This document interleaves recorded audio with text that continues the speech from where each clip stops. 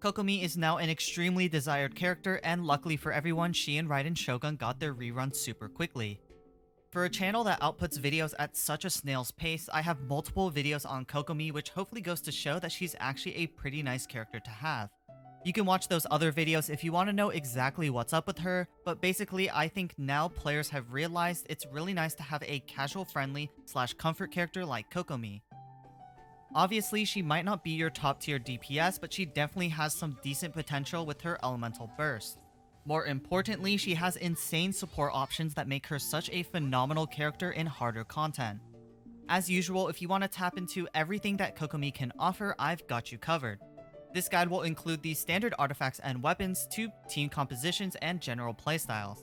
Without further ado, let's get this guide rolling.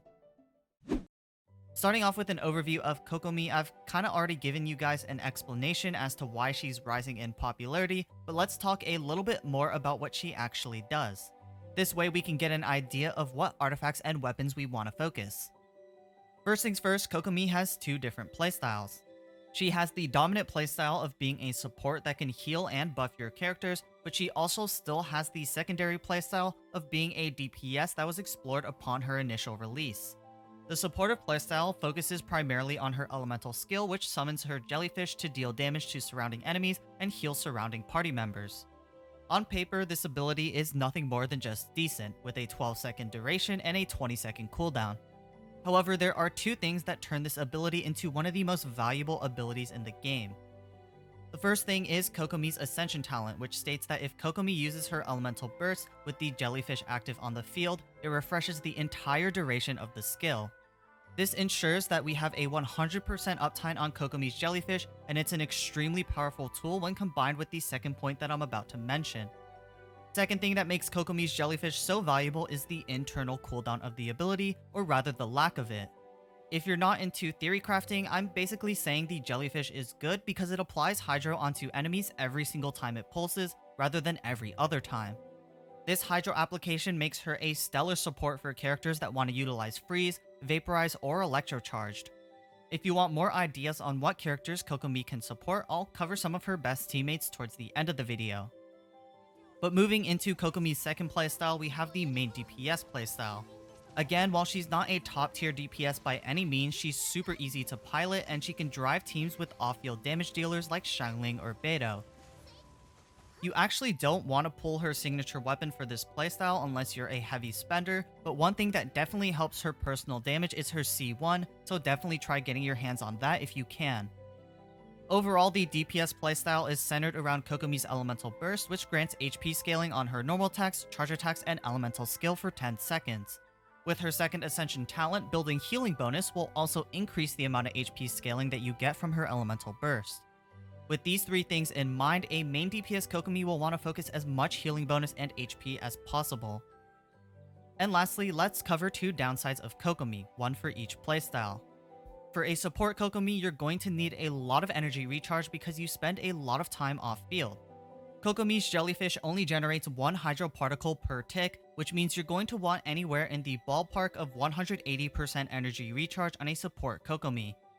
However, there are other ways around this aside from artifact substats. For a main DPS Kokomi, the biggest downside is how useless Kokomi's DPS is without her elemental burst.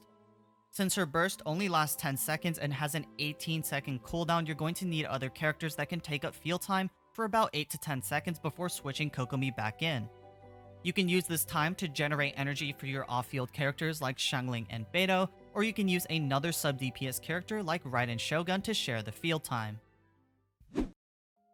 If we're talking about Kokomi artifacts, both the main DPS and support roles have very simple artifact choices, so this section shouldn't take too long.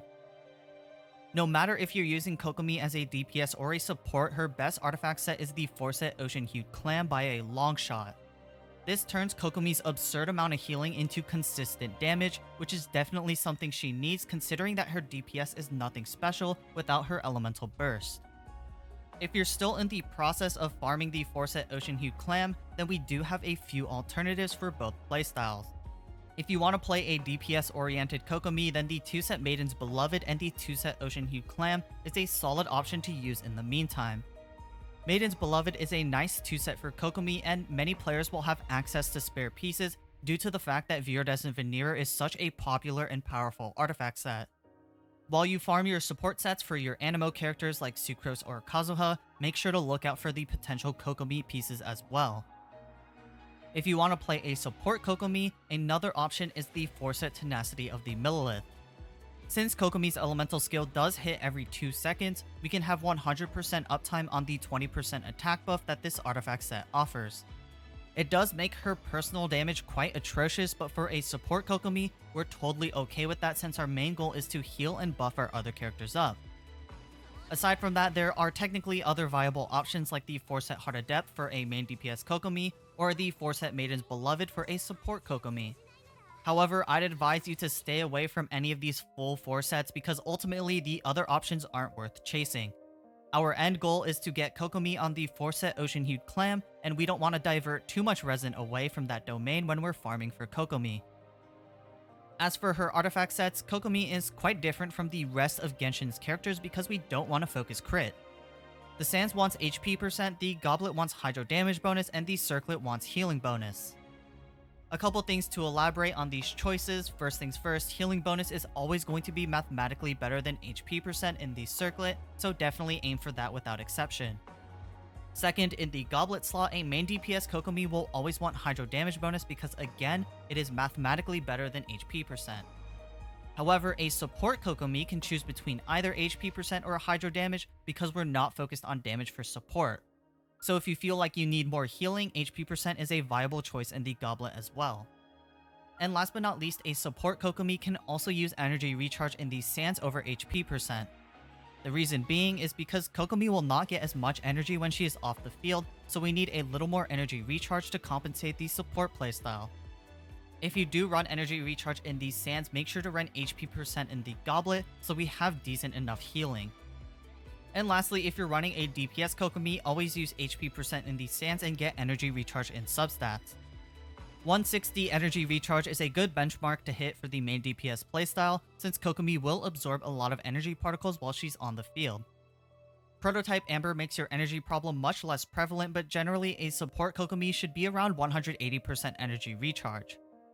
I've even seen players go closer to 200%, but ultimately just do your best to balance energy recharge with other stats like HP. For Kokomi's weapons, again, we only have a few options, but there are some clear distinctions that need to be made regarding her DPS weapons and her support weapons. For a main DPS Kokomi, her best weapon is technically her signature weapon, Everlasting Moonglow. However, I do want to warn that this weapon isn't much better than the rest of the options, unlike, say, Raiden Shogun with Engulfing Lightning. Therefore, unless you're a heavy spender or really just want to put all of your resources into Kokomi, I wouldn't recommend this weapon. Instead of Everlasting Moonglow, most players can run the Prototype Amber, which is Kokomi's best free-to-play option and actually pretty close to Everlasting Moonglow in terms of power. This weapon provides a hefty HP stat and the passive regenerates energy for Kokomi after using her Elemental Burst. Otherwise, a third option for a main DPS Kokomi is the Hakushin Ring. This weapon is specifically for Electrocharge teams, but the exclusivity is definitely worth it. However, if I were to choose between the two Catalyst prototypes, I would still choose Prototype Amber because I like having the flexibility and not being stuck using Electrocharge teams. For support Kokomi, everything I just said about the weapons for a DPS Kokomi applies except for Everlasting Moonglow being at the top. Now, Everlasting Moonglow is never a worthwhile investment for support Kokomi, and instead it's replaced by a 3-star weapon. The best option for a support Kokomi is the 3-star Catalyst Thrilling Tales of Dragon Slayers. Despite having an HP stat, its poor stat scaling makes it a horrible option for Kokomi's personal damage. However, what makes it so good is the passive. At R5, we can grant any one of our characters 48% attack, which is just absolutely ridiculous. This passive goes well with characters like Ayaka, Beidou, or Xiangling, who can snapshot this 48% attack onto their Elemental Burst and deal huge amounts of damage with the Hydro support from Kokomi. Otherwise, if you don't want to run the Thrilling Tales on your support Kokomi, you can always revert back to the Prototype Amber or Hakushin Ring. Another catalyst for support Kokomi is the new weapon Oathsworn Eye. Although not nearly as good as Prototype Amber, the energy recharge passive is definitely something that I'd like to at least mention before we move on. For the final section of this video, let's talk about some of Kokomi's teams. As I mentioned at the start, Kokomi is such a flexible and useful support for many characters in Genshin. Of course, this means that you shouldn't be afraid to experiment with teams around Kokomi, even if they aren't optimized. In the end, Genshin is about having fun with the characters that you like, so go on and experiment with some of the characters along with Kokomi. However, I do know that there are some people that favor the optimization, so if you're looking for Kokomi's most meta teams, here's what theory crafters and more serious players have been using. Our first team is Kokomi Freeze, which is the team that I like to use the most. This is a team for Kokomi support players where Kokomi can support the team through constant Hydro application and granting your cryo DPS 48% attack with the Thrilling Tales of Dragon Slayers. This team generally consists of Kokomi, a cryo DPS, a cryo support, and of course an animo unit for the Forset Viridescent Veneer. The cryo DPS is most often Ayaka due to how well she can snapshot Kokomi's TTDS buff, but Rosaria is a great 4-star replacement with the same snapshotting burst. And of course, Ganyu is also a pretty standard cryo DPS to use if you have her.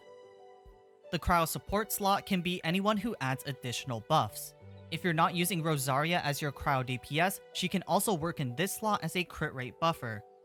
Otherwise, you can use Diona for shields and energy, Shenhe for cryo red shred, or even C2 Chongyun for cooldown reduction and Noblis spam with his 40 energy cost elemental burst.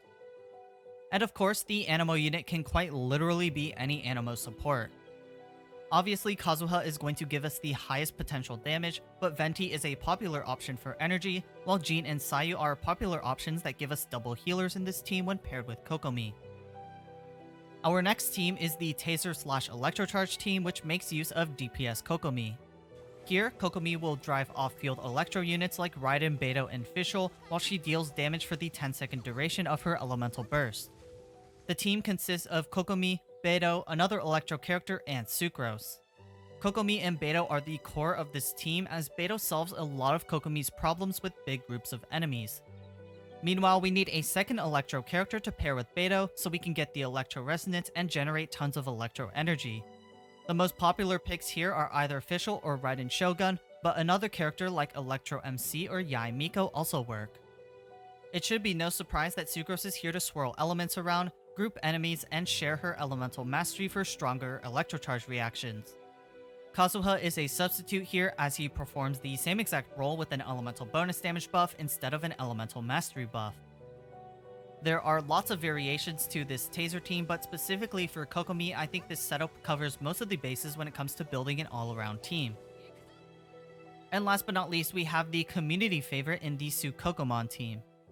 This team has risen in popularity over the past few months, and it certainly is strong. However, the team is very specific in its characters, and it's also very difficult to play properly. If you want a full guide on how to play it, I've already made that video, so definitely check it out. Otherwise, if you just want a brief overview of what the team does, it consists of Kokomi, Xiangling, Fischl, and Sucrose. Essentially, we're just combining Electro, Hydro, and Pyro with Sucrose's Animo to swirl elements and deal multiple instances of Electrocharge, Overload, and Vaporize. Despite being quite hard to pull off correctly, the team is really fun to play, and it's often liked by those who are into some skill expression and more complicated teams. Definitely check out my guide or someone else's video on the team if you're curious. Other than that, that's all I have time for today. Good luck to everyone pulling for Raiden or Kokomi, and if you enjoyed this guide or thought it was useful, be sure to support both the video and the channel. You can follow me on Twitch, join my Discord, sub to the YouTube channel, or whatever people do nowadays. Other than that, it's the same as always. I'll see y'all in the next one. Peace.